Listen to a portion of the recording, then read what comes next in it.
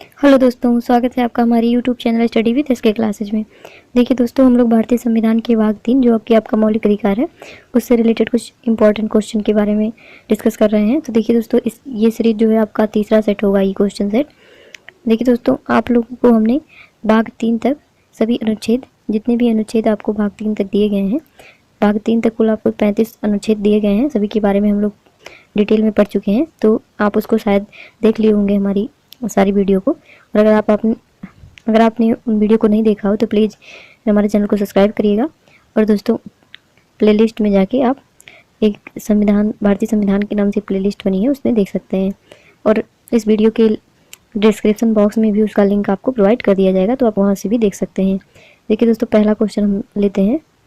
पहला क्वेश्चन है, भारतीय संविधान के निम्नलिखित अनुच्छेदों में से कौन सा एक लोक नियोजन में भारत के सभी नागरिकों को अवसर की समानता की प्रतिभूति प्रदान करता है?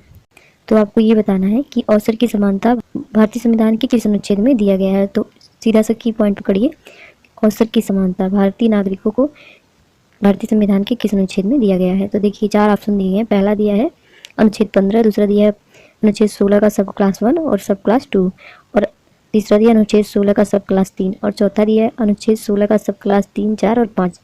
तो देखिए दोस्तों, जो आपका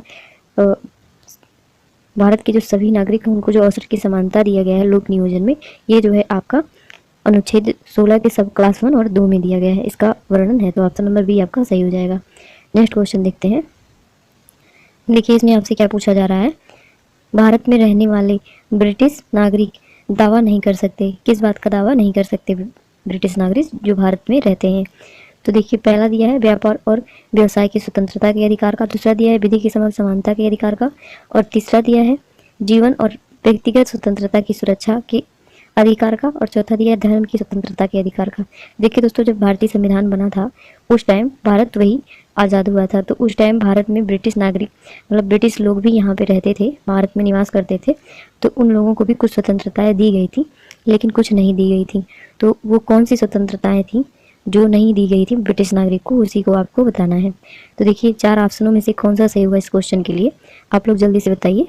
देखिए, ऑप्शन नंबर जो ए है, व्यापार और व्यवसाय की स्वतंत्रता का अधिकार, ये ब्रिटिश नागरिकों को नहीं दिया गया था, क्योंकि हम लोग इसी से तो परेशान होकर इनको अपने देश से बाहर खदेड़ थे। क्योंकि ये लोग क्या व्यापार करने के लिए भारत में आए थे, लेकिन इन्होंने क्या कर लिया था, अपना झंडा गाड़ लिया था इंडिया में, राजनीति करना शुरू कर दिया था, और हमारा घर था, समझ लीजिए इंडिया, उसमें दखलंदाजी देना शुरू कर दिया गया था, और हमारे ऊपर शासन भी इन लोगों ने किया था दोस्तों। तो हम लोग कैसे ये स्वतंत्रता इनको दे सकते हैं व्यापार और व्यवसाय का? तो यही नहीं दिया गया है। बाकी विधि के समक्ष समानता, ये किसी भी विदेशी नागरिक, कोई भी विदेशी हो, सभी को प्राप्त है, ब्रिटिश को ही नहीं, सबको। और जीवन और व्यक्तिगत स्वतंत्रता और सुरक्षा भी सभी को मिला है, और धर्म की स्वतंत्रता का अधिकार भी सभी को मिला हुआ है, किसी भी धर्म के लोग इंडिया में आ सकते हैं। देखिए, ऑप्शन नंबर ये आपका सही हुआ। आगे देखते हैं नेक्स्ट क्वेश्चन। भारत में अस्पृश्यता का निवारण निम्नलिखित में से किन उपायों द्वारा किया जा सकता है? जो आपका छुआछूत है उसको भारत में, उसका निवारण किस प्रकार से किया जा सकता है, आपको बताना है। देखिए, पहला दिया है कानून बनाकर, दूसरा दिया है शिक्षा की उन्नति द्वारा, और तीसरा दिया है जन जागरण के द्वारा, और चौथा दिया है नौकरियों में प्रवेश दिलवाकर। तो देखिए दोस्तों, कैसे आप छुआछूत को दूर कर सकते हैं, या कैसे किया गया या कैसे किया जाए, अभी भी जो कुछ चीज़ें हैं उनको कैसे समाप्त की जाए, आप लोग अब इसको बताइए कौन सा सही होगा। तो देखिए, कानून तो बनाया ही गया छुआछूत को खत्म करने के लिए, और उसके साथ साथ दोस्तों जो शिक्षा है उसको उन्नत किस्म का बनाया गया, और शिक्षा की उन्नति के द्वारा और जन जागरण के द्वारा मतलब लोगों को जागृत भी किया गया। इन 3 माध्यमों से दोस्तों जो आपका अस्पृश्यता है उसका अंत कर दिया गया। तो ऑप्शन नंबर कौन सा सही होगा इस क्वेश्चन का? ऑप्शन नंबर ये आपका सही हो जाएगा, क्योंकि इसमें 1, 2, 3 तीनों दिया है, तो यही सही होगा। नेक्स्ट क्वेश्चन देख लेते हैं। और देखिए दोस्तों, जो चौथा ऑप्शन दिया है नौकरियों में प्रवेश दिलाकर, तो किसी को आप नौकरी दिलवा दीजिए या कुछ भी कर दीजिए, वो अस्पृश्यता का अंत नहीं होने देगा। उनके दिमाग में जो कचरा है वो भरा रहेगा।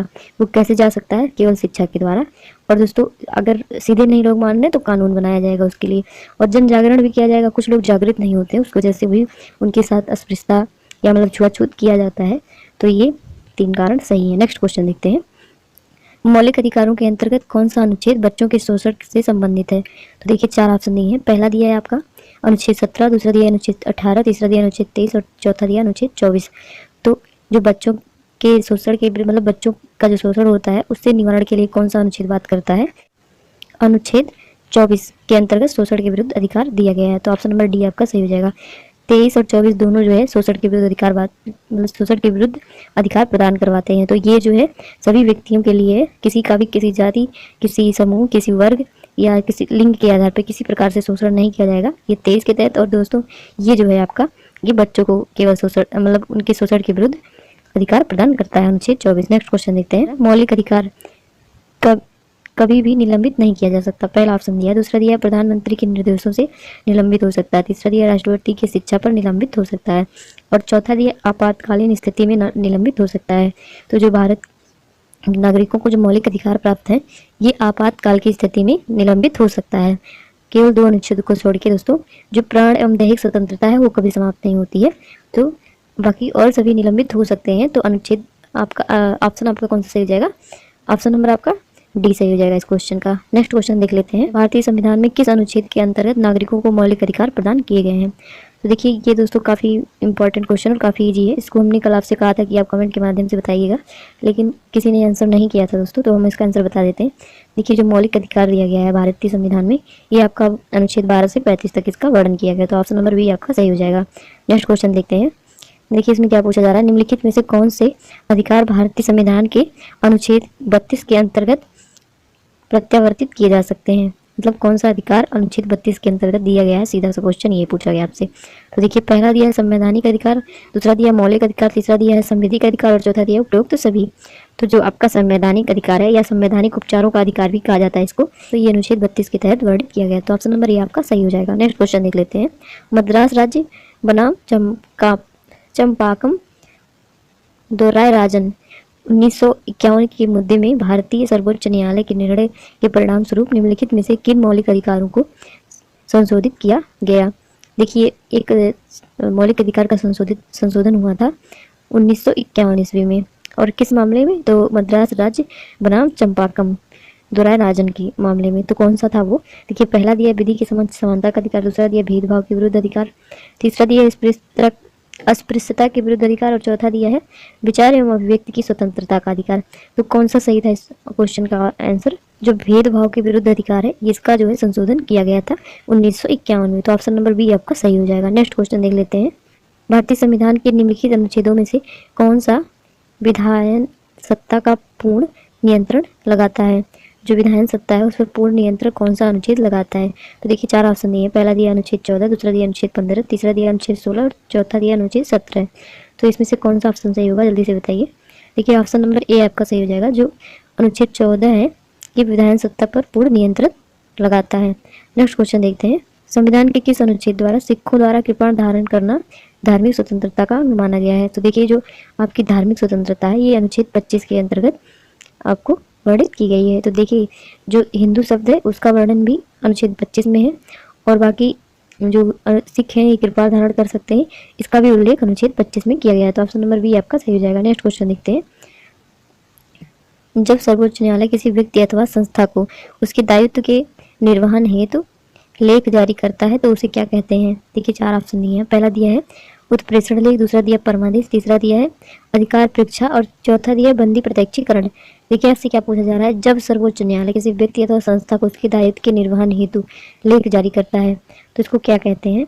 तो देखिए दोस्तों इसका जो है इसको कहते हैं परमादेश। मतलब वो आपको आदेश देता है कि आप अपना दायित्व पूरा करिए। कौन देता है? तो उच्च न्यायालय और सर्वोच्च न्यायालय जो भी हो वो आदेश देता है कि अपने दायित्व को पूरा करिए। तो क्या देता है? आदेश मतलब परमादेश देता है। तो ऑप्शन नंबर बी आपका सही जाएगा। नेक्स्ट क्वेश्चन देखिए। एक ऐसा रिट जो न्यायपालिका द्वारा जारी की जाती है तथा जिसमें कार्यपालिका से कहा जाता है कि वह ऐसे कार्य करें जो उसे प्रदत्त शक्तियों के अंतर्गत करना चाहिए, तो उस रिट को क्या कहा जाता है? देखिए दोस्तों इस क्वेश्चन का आंसर आप कमेंट के माध्यम से बताइएगा, और प्लीज़ दोस्तों आप लोग कमेंट जरूर किया कीजिए। आप लोग कमेंट नहीं करते हैं, तो अगर आप इस आंसर को कमेंट के माध्यम से बताएंगे तो हमको भी लगेगा कि आपकी तैयारी अच्छे से चल रही है। नेक्स्ट क्वेश्चन देखते हैं। निम्नलिखित में से किसके मामले उच्च न्यायालय तथा उच्चतम न्यायालय दोनों की अधिकारिता में आते हैं? मतलब कौन सा ऐसा मामला है जो जिसपे उच्च न्यायालय और उच्चतम न्यायालय दोनों बोल सकता है? तो देखिए पहला दिया है आपका केंद्र और राज्यों के बीच विवाद, दूसरा दिया राज्यों के परस्पर विवाद और तीसरा दिया मूल अधिकारों का संरक्षण और चौथा दिया है संविधान के उल्लंघन से संरक्षण।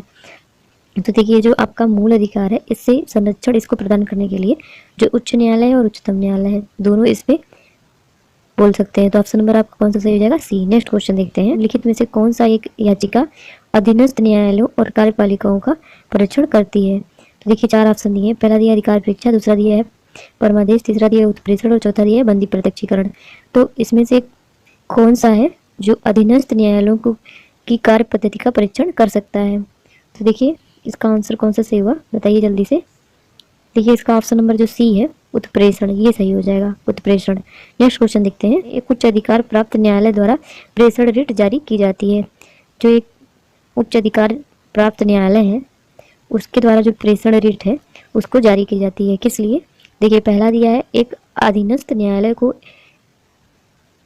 वह पुनरीक्षण हेतु एक मामले विशेष की कार्यवाही का अभिलेख उन्हें हस्तांतरित कर दे। दूसरा क्या कहा जा रहा है, एक अधीनस्थ न्यायालय को कहा जाता है कि वह किसी मामले विशेष में अग्रस्त कार्यवाही को रोक दे। और तीसरा दिया है कि मतलब एक अधिकारी को कि वह जो है पद विशेष पर बने रहने के अधिकार को बताए। और चौथा क्या दिया है, एक पब्लिक अथॉरिटी को कि वह किसी बंधक बनाए व्यक्ति को उस न्यायालय के समक्ष 24 घंटे के अंदर प्रस्तुत करे। तो जो आपका उत्प्रेषण है ये क्या कहता है, सीधा सा क्वेश्चन ये है। अगर आप उसको पढ़े होंगे तो आप इस लाइन को समझ पाएंगे। देखिए जो उत्प्रेषण है ये उत्प्रेषण के अंतर्गत ये कहा जाता है कि जो अधीनस्थ न्यायालय है उसको कि वह पुनरीक्षण हेतु जो भी मामला है उसकी विशेष कार्यवाही का उल्लेख उच्च न्यायालय को हस्तांतरित करे। मतलब जो न्यायालय है वो अपने जो नीचे स्तर के न्यायालय या कार्यपालिका है उससे ये कहता है कि वो कोई विशेष मामला है जिसके बारे में उसको अपनी कार्यवाही के बारे में हस्तांतरित करे कि उसने उस पर कौन सी कार्रवाई की है। Option number A. Next question देखते हैं, देखिए इसमें आपसे क्या कहा जा रहा है, निम्नलिखित में से कौन सा एक रिट न्यायपालिका में कार्यवाही लंबित होने की दशा में लागू की जा सकती है? अगर न्यायपालिका में कोई कार्यवाही लंबित हो रही है मतलब देरी से हो रही है तो कौन सा रिट जारी किया जा सकता है? तो देखिए 4 ऑप्शन दिए हैं। पहला दिया है परमादेश, दूसरा दिया है उत्प्रेषण, तीसरा दिया है प्रतिषेध और चौथा दिया है अधिकार परीक्षा। तो इसमें कौन सा सही होगा ऑप्शन? देखिए ऑप्शन नंबर सी आपका सही हो जाएगा, प्रतिषेध। नेक्स्ट क्वेश्चन देखते हैं, निम्नलिखित में से कौन सा युग्म सही सुलेमित नहीं है? तो देखिए 4 ऑप्शन दिए गए हैं और उनका सामने सुलेमन भी करना है, तो कौन सा सही सुलेमित नहीं है? देखिए पहला दिया है कानून के समक्ष समानता, ये नागरिकों और गैर नागरिकों को प्राप्त है ऐसा कहा जा रहा है, तो ये बात सत्य भी है। जो कानून के समक्ष समानता का अधिकार है ये नागरिकों और विदेशी मतलब जो गैर नागरिक है सभी को प्राप्त है। और दूसरा क्या कह रहा है, राज्य के नाम का परिवर्तन, ये कहाँ पे हो सकता है? तो राज्य विधानसभा की मतलब ये राज्य विधानसभा को ये शक्ति प्राप्त है कि वो राज्य का परिवर्तन करे। तो बताइए क्या ये ऑप्शन सही है? ऐसा गलत है, केवल जो आपका लोकसभा है वही राज्यों के नाम में परिवर्तन कर सकता है, राज्यसभा राज्य विधानसभा नहीं। तो ऑप्शन नंबर जो बी है ये गलत हो जाएगा। तो ऑप्शन नंबर आपका बी सही होगा इस क्वेश्चन का, क्योंकि आपसे पूछा रहा है कौन सा सुलमित नहीं है।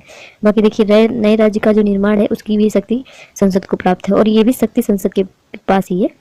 और देखिए सरकारी नौकरियों के अवसर की समानता जो है ये केवल भारतीय नागरिकों को प्राप्त है, कोई विदेशी जो है अवसर की समानता को प्राप्त नहीं कर सकता। नेक्स्ट क्वेश्चन देखते हैं, भारतीय संविधान में अस्पृश्यता उन्मूलन किससे संबंधित है, किस अनुच्छेद से आपको बताना है? तो ये काफ़ी इजी क्वेश्चन है दोस्तों, सभी को पता होगा, काफ़ी पूछा जाता है क्वेश्चन, भले इजी है, हर प्रकार की परीक्षाओं में आपके ये क्वेश्चन आता है, तो आप इसको जरूर देख लीजिएगा। देखिए अनुच्छेद जो आपका 17 है इसमें अस्पृश्यता का अंत किया गया है, मतलब अस्पृश्यता के अंत के बारे में कहा गया है। अस्पृश्यता का मतलब छुआछूत का अंत, तो ऑप्शन नंबर सी आपका सही हो जाएगा। नेक्स्ट क्वेश्चन देखते हैं, देखिए इसमें क्या कहा जा रहा है, संपत्ति के अधिकार मौलिक अधिकार को कब समाप्त कर दिया गया? तो ये तो काफ़ी इजी क्वेश्चन है और एक बार नहीं कई बार हमने अपनी वीडियो में इसके बारे में डिस्कस कर दिया है कि ये अनुच्छेद संपत्ति का जो अधिकार है इसको जो है 44वें संविधान संशोधन द्वारा 1978 ईस्वी में समाप्त कर दिया गया, इसको एक विधिक अधिकार बना दिया गया। तो ऑप्शन नंबर ए आपका सही हो जाएगा। नेक्स्ट क्वेश्चन देख लेते हैं, बंधुआ मजदूर उन्मूलन अधिनियम संसद ने कब पारित किया? जो मान लीजिए कोई जमींदार है उसके अंडर में 2-4 लोग ऐसे ही काम करते थे जो केवल रोटी और कपड़े पे उसके घर पूरी जिंदगी नौकरी करते थे। नौकरी करने का मतलब उसके सारे काम करते थे, केवल उनको क्या मिलता था, खाना मिलता था और कपड़ा मिलता था, तो वो बंधुआ मजदूरी के तहत माना जाता था। तो इसको समाप्त कर दिया गया, किस सन में समाप्त किया गया, यही क्वेश्चन आपसे पूछा जा रहा है। ये है 1976 में इसका समापन कर दिया गया, तो ऑप्शन नंबर बी आपका सही हो जाएगा। नेक्स्ट क्वेश्चन देखते हैं, इसमें देखिए आपसे क्या कहा जा रहा है, भारतीय संविधान में जैसे निहित है निम्न में से कौन सा समानता के मौलिक अधिकार में शामिल नहीं है? भारतीय संविधान में कौन सा मौलिक अधिकार के रूप में शामिल नहीं, ये आपको बताना है। तो देखिए, पहला दिया है कानून के समक्ष समानता, दूसरा दिया सामाजिक समानता, तीसरा दिया अवसर की समानता और चौथा दिया आर्थिक समानता। तो किस प्रकार की समानता आपकी भारतीय संविधान में नहीं दिया गया है, यही बताना है। तो देखिए दोस्तों, ये आपको सभी को पता होगा। देखिए, जो आर्थिक समानता है ये नहीं है, कोई गरीब भी हो सकता है, अमीर भी हो सकता है, लेकिन जो कानून है उसके समक्ष भारत के सभी नागरिक, चाहे वो करोड़पति हो चाहे वो रोडपति हो, सभी एक समान है। और समाज में भी सभी को समानता प्राप्त है, और अवसर में भी, मतलब नौकरी भी अगर लेना है या फिर किसी प्रकार का भी काम अगर करने जा रहे हैं तो ये नहीं है, मतलब कानून के हिसाब से ऐसा नहीं है कि कोई करोड़पति का बेटा है तो उसको अवसर ज़्यादा दिया जाएगा और वो रोडपति का बेटा है तो उसको कम। तो अवसर की समानता भी दी गई है भारतीय संविधान में। हालांकि ऐसा होता नहीं है, लेकिन जो आपका कानून है उसके हिसाब से ऐसा सही है। तो ऑप्शन नंबर डी आपका सही है, आर्थिक दृष्टि की कोई समानता नहीं है। नेक्स्ट क्वेश्चन देखते हैं, भारतीय संविधान का कौन सा अनुच्छेद व्यक्ति के विदेश यात्रा के अधिकार को संरक्षण प्रदान करता है। देखिए, जो भारतीय लोग हैं वो विदेश यात्रा किस संविधान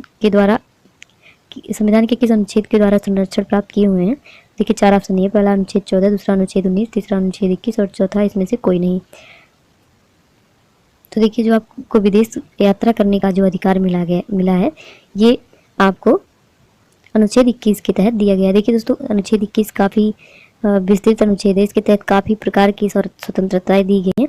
एक होता है निजता का अधिकार, इसी के तहत निजता का अधिकार, मतलब इसको कह सकते हैं कि अनुच्छेद 21 जो है निजता का अधिकार प्रोवाइड कराता है भारतीय नागरिकों को। इसके तहत दोस्तों काफ़ी चीज़ें दी गई हैं। कि नेक्स्ट क्वेश्चन देखते हैं, भारतीय संविधान के अनुच्छेद 13 का मुख्य उद्देश्य निम्नलिखित में से किसके संदर्भ में संविधान की सर्वोच्चता सुनिश्चित करना है। तो जो आपका अनुच्छेद 13 है इसमें किस प्रकार की सर्वोच्चता भारतीय संविधान सुनिश्चित करता है। तो देखिए, पहला दिया राज्य की निःशक्तता, दूसरा दिया मौलिक अधिकार, तीसरा दिया मौलिक कर्तव्य और चौथा दिया उपरोक्त सभी। तो देखिए, इस क्वेश्चन का आंसर कौन सा सही हो जाएगा। देखिए, जो अनुच्छेद 13 है ये आपको मौलिक अधिकार की सर्वोच्चता आपको सुनिश्चित करता है। जो आपके मौलिक अधिकार दिए गए हैं उस पर जो है ये बात करता है अनुच्छेद 13। नेक्स्ट क्वेश्चन देखते हैं, संविधान के किस अनुच्छेद के अंतर्गत शिक्षण संस्थानों में, जिसमें गैर सरकारी और गैर अनुदान प्राप्त सभी शामिल हैं, अन्य पिछड़ों, अनुसूचित जातियों और अनुसूचित जनजातियों हेतु आरक्षण की सुविधा प्रदान की गई है। भारतीय संविधान का कौन सा अनुच्छेद है जिसके अंतर्गत शिक्षण संस्थानों में गैर सरकारी और गैर अनुदान प्राप्त सभी सम्मिलित हैं, और जिसमें जो है अन्य पिछड़ी वर्ग, अनुसूचित जाति और अनुसूचित जनजाति को आरक्षण प्रदान किया गया है। तो सभी प्रकार के आरक्षण और सभी जातियों के लिए आरक्षण किस अनुच्छेद के तहत दिया गया है, आपको ये बताना है। देखिए दोस्तों, जो आपका अनुच्छेद 15 का सब क्लास 5 है, इसके तहत अनुसूचित जनजाति, पिछड़ी वर्ग और अनुसूचित जाति सभी को सरकारी और गैर सरकारी सभी शिक्षण संस्थानों में आरक्षण का प्रावधान किया गया है। तो ऑप्शन नंबर बी आपका सही हो जाएगा। नेक्स्ट क्वेश्चन देखते हैं, संविधान के अंतर्गत मूल अधिकारों का संरक्षण कौन सा है। जो संविधान के अंतर्गत मूल अधिकारों का संरक्षक कौन माना जाता है ये आपको बताना है। देखिए, पहला दिया है संसद, दूसरा दिया है राष्ट्रपति, तीसरा दिया है उच्च न्यायालय और चौथा दिया है मंत्रिमंडल। तो जो आपके मौलिक अधिकार हैं अगर उसका हनन हो रहा है तो अनुच्छेद 13 के तहत आप कहाँ पे जा सकते हैं, तो आप सर्वोच्च न्यायालय में जा सकते हैं पुनरावलोकन के लिए। तो देखिए दोस्तों, ये आपका जो सर्वोच्च न्यायालय है ये आपके मूल अधिकारों का संरक्षक माना जाता है। तो इस क्वेश्चन का कौन सा ऑप्शन सही होगा आपको सभी को पता ही चल चुका है। ऑप्शन नंबर जो सी है ये सही हो जाएगा। नेक्स्ट क्वेश्चन देखते हैं। देखिए, नेक्स्ट क्वेश्चन में आपसे क्या कहा जा रहा है, निम्नलिखित में से कौन सही है। तो देखिए, चार ऑप्शन दिए हैं। पहला दिया भारतीय संविधान में मूल अधिकारों को शामिल करने के लिए नेहरू रिपोर्ट 1928 के समर्थन में किया गया था। दूसरा दिया है भारत सरकार अधिनियम 1935 ने मूल अधिकारों को प्रश्रय दिया था। और जो तीसरा दिया अगस्त प्रस्ताव 1940 में मूल अधिकार शामिल थे। और चौथा दिया क्रिप्स मिशन 1942 ने मूल अधिकारों को प्रश्रय दिया था। तो जो आपका मौलिक अधिकार है वो कहाँ से प्रसरित है ये आपको बताना है। तो देखिए, चार ऑप्शनों में से कौन सा ऑप्शन सही होगा आप जल्दी से बताइए। देखिए, जो ऑप्शन नंबर ये है आपका, भारतीय संविधान में मूल अधिकारों को शामिल करने के लिए नेहरू रिपोर्ट ने समर्थन किया था। तो ऑप्शन नंबर ये आपका सही हो जाएगा, option number A. Next question देखते हैं। देखिए, इसमें आपसे क्या पूछा जा रहा है, संविधान के अनुच्छेद 25 के अनुसार धर्म स्वतंत्र का अधिकार किसके अधीन नहीं है।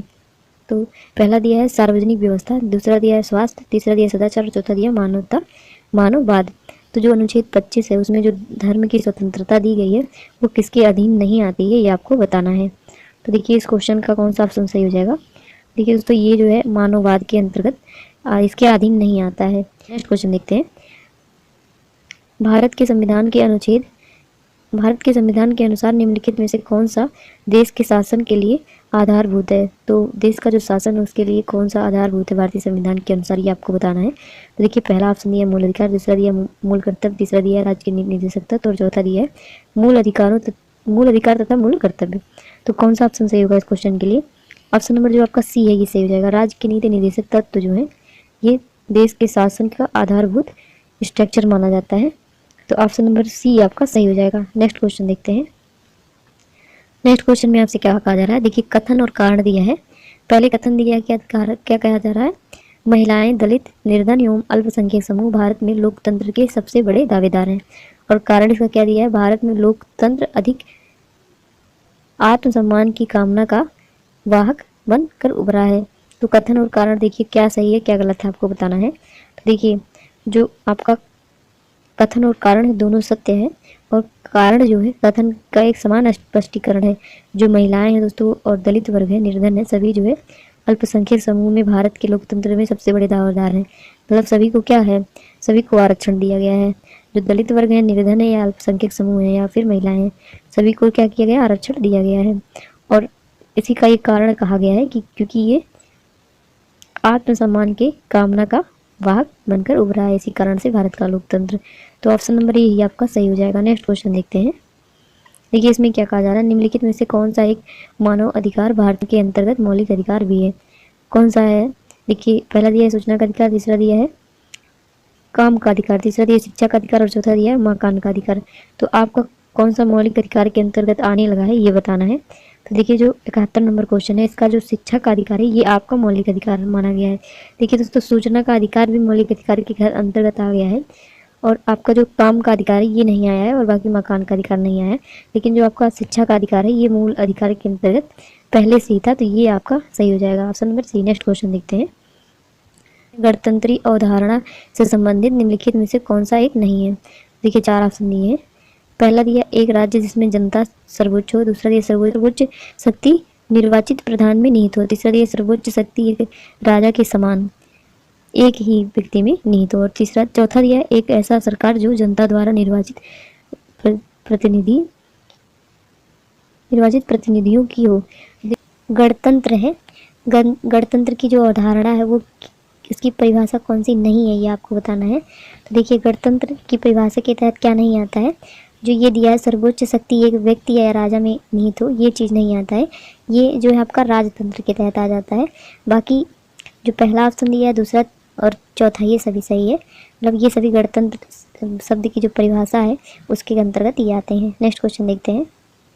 देखिए इसमें क्या कहा जा रहा है, प्रत्यक्ष बंदी अधिनियम के अंतर्गत एक व्यक्ति बिना मुकदमा चलाए बंदी बनाया जा सकता है। तो देखिए इसको हमने आपको बता दिया था कितने समय तक के लिए। तो देखिए जो प्रत्यक्ष बंदी अधिनियम है उसके तहत एक व्यक्ति जो है बिना उस पर कोई अधिनियम बनाए उस पर मुकदमा कितने समय तक का चलाया जा सकता है। तो जो ऑप्शन नंबर बी है आपका सही हो जाएगा। 3 माह तक किसी को आप बंदी बनाकर रख सकते हैं बिना मुकदमा चलाए, लेकिन उससे ज़्यादा नहीं। नेक्स्ट क्वेश्चन देखते हैं। बंदी बनाए गए व्यक्ति के मौलिक अधिकारों की रक्षा किस अनुच्छेद से प्रदत्त है। मतलब जो व्यक्ति बंदी बनाया गया है उसके जो अधिकार हैं उसको किस अनुच्छेद के तहत बताया गया है। तो देखिए जो 4 ऑप्शन दिए गए हैं, पहला दिया अनुच्छेद 15, दूसरा दिया अनुच्छेद 17, तीसरा दिया अनुच्छेद 21 और चौथा दिया अनुच्छेद 22। तो ये जो है बंदी प्रत्यक्षीकरण आपका अनुच्छेद 22 के अंतर्गत दिया गया था। ऑप्शन नंबर डी सही हो जाएगा। नेक्स्ट क्वेश्चन देखते हैं। देखिए इसमें आपसे क्या कहा जा रहा है, स्वतंत्रता के अधिकार देखते हैं। स्वतंत्रता के अधिकार के भाग के रूप में निम्नलिखित में से कौन सा बिना हथियार के शांतिपूर्ण ढंग से इकट्ठा होने की स्वतंत्रता के अंतर्गत नहीं आता। तो देखिए 4 ऑप्शन नहीं है। पहला दिया है घेराव अफसर जो अपना कर्तव्य नहीं निभाते, दूसरा दिया शांतिपूर्वक इकट्ठा होना, तीसरा दिया है एकत्रित जनता जिसको हथियार नहीं रखना चाहिए और चौथा दिया इस अधिकार के अभ्यास पर राज्य कानून बनाकर तर्कपूर्ण प्रतिबंध ला सकती है। तो देखिए जो बिना हथियार के साथ शांतिपूर्ण ढंग से इकट्ठा होने की जो स्वतंत्रता है उसके अंतर्गत अगर कोई अफसर है वो घेराव का जो कर्तव्य है, मतलब जैसे कुछ लोग हैं, मान लीजिए यहाँ 10-20 लोग बैठ के प्रोटेस्ट कर रहे हैं, तो कुछ अफसर उनका घेराव कर लेते हैं। तो ये जो है अच्छे से उस चीज़ का घेराव नहीं कर पा रहे हैं, उस प्रोटेस्ट का, और मतलब मान लीजिए ज़बरदस्ती लोग करने लगते हैं, उन लोगों को मार के खदेड़ने लगते हैं या कुछ ऐसा करते हैं। तो ऐसा उनके कर्तव्य के मतलब अगर सही से अपना कर्तव्य पालन नहीं करते कि केवल चुपचाप यहाँ खड़े होकर घेराबंदी करके बस खड़े रहें, तो यही जो है इसके अंतर्गत नहीं आएगा, शांतिपूर्ण ढंग से इकट्ठा होने की स्वतंत्रता के अंतर्गत, क्योंकि वो अपना कर्तव्य निर्वाह नहीं कर पा रहे हैं। तो ऑप्शन नंबर ये आपका सही हो जाएगा। देखिए दोस्तों, इस प्रकार हमने भारतीय संविधान के भाग 3 जो आपका मौलिक अधिकार है, उससे आने वाले कुछ इंपॉर्टेंट क्वेश्चन जो आपकी परीक्षाओं में बार बार पूछे जाते हैं, उसके बारे में हम लोगों ने अच्छे से देख लिया है। उम्मीद है आपको हमारा वीडियो पसंद आया होगा दोस्तों। और दोस्तों, अगर आपको हमारा वीडियो पसंद आ रहा हो तो प्लीज़ हमारे चैनल को सब्सक्राइब करिएगा, वीडियो को लाइक करिएगा, और दोस्तों अपनी वीडियो को अपने दोस्तों में ज़रूर शेयर करिएगा। और अगर ऐसी वीडियो आप लोग और क्वेश्चन का पाना चाहते हैं तो प्लीज़ कमेंट के माध्यम से बताइएगा। मिलते हैं अपनी अगली वीडियो में। धन्यवाद दोस्तों।